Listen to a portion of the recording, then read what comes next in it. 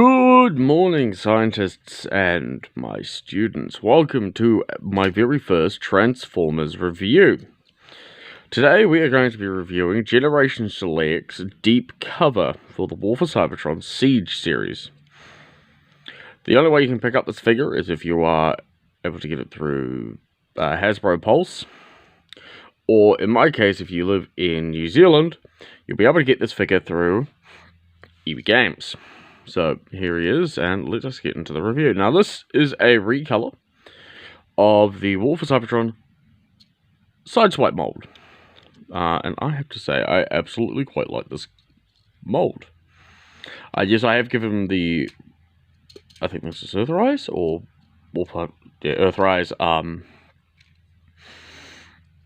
figures here, and of course Earthrise Rung, because I figured that was awesome.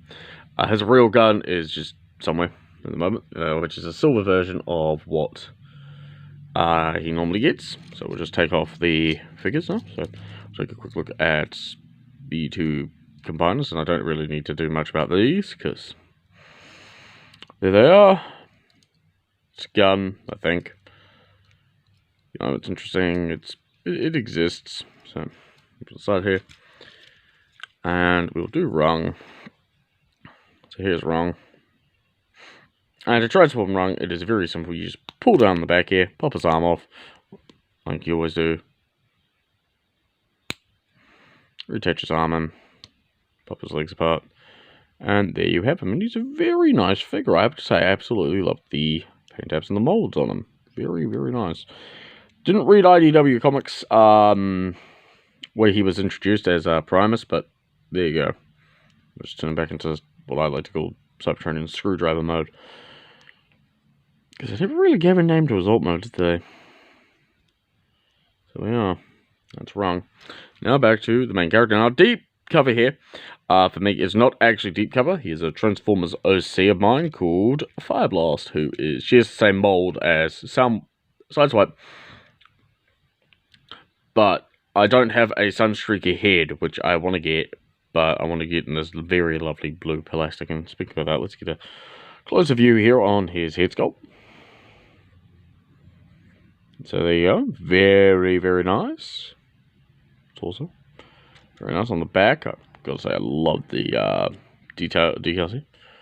And there you go. So articulation-wise, he does have a neck ball joint. So you can do this. You can look that way. He can look this way. He can look down. Not as tight, but he can look up. About that far. Cannon doesn't move. His arms can do a full 360. They can go in and out. You've got a swivel here, to quote Jobby the Hong. A bit more than 90 degree, or about 90 degree bend at the elbow. And of course, no wrist articulation. But it can do that. And that is more for alt mode. No, a little bit of a waist joint. So, you know, can do a full 360 at the waist if he needs to. That far forwards with the leg. That far backwards with the leg. Bit less than 90 degrees at the knee. And, of course, foot tilt. Which I think is pretty awesome. So, let's get down to transforming this guy. First of all, you want to remove the cannon, which we'll take a closer look at. And here it is. Very nice. Go over to the side here. You want to untap this part here. You want to untap it and bring it all the way up. Push the head in and then bring this part in, down, and it will tab it. Make it click in here. Keep the head and the torso. There. You want to bring the arms out. Fold the fists in. Bend at the elbows. This is going to just make it a bit easier for when you remove these two tabs. Bring the fists in, and because you've already got the bend in the elbow at the 90 degrees, they will just lock into this place here. Like a glove. Bring these side tabs in, and there you go. You have a Gur mode.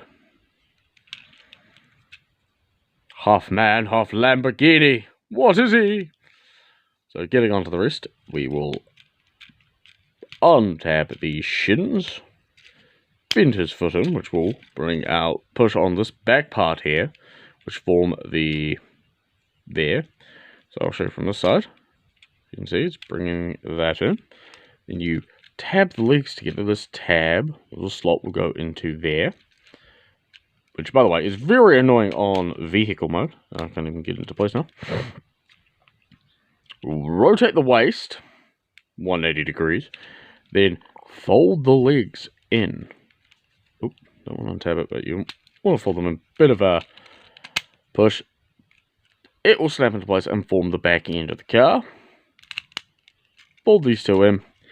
And there you have it. There is deep cover, aka fiberglass for me, in his vehicle mode. Now, here's a very...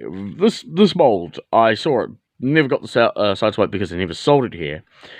It's very good look. It's very clean. I absolutely love the black. So getting close here, you can see there's an Autobot symbol on the hood, on the bonnet. He's got lights. This little badge here. Going further in, because this very nice smoky plastic that forms the windshield. Unfortunately, you see kibble.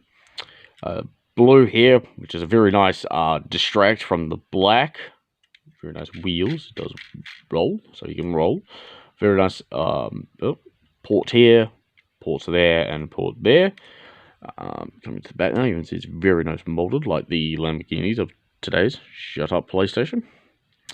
Very nice rear here. Unfortunately, you can see his knees. Them fabulous knees. Here's the inside of the car. Visible head syndrome, sort of. There's his arms, there he is, and there's the top side of the car. So, if you do take the cannon, and if you have his gun, they can fit in any of the ports. But in the instructions, the cannon goes here, and the gun goes there. For me, cannon goes there. Rung goes there.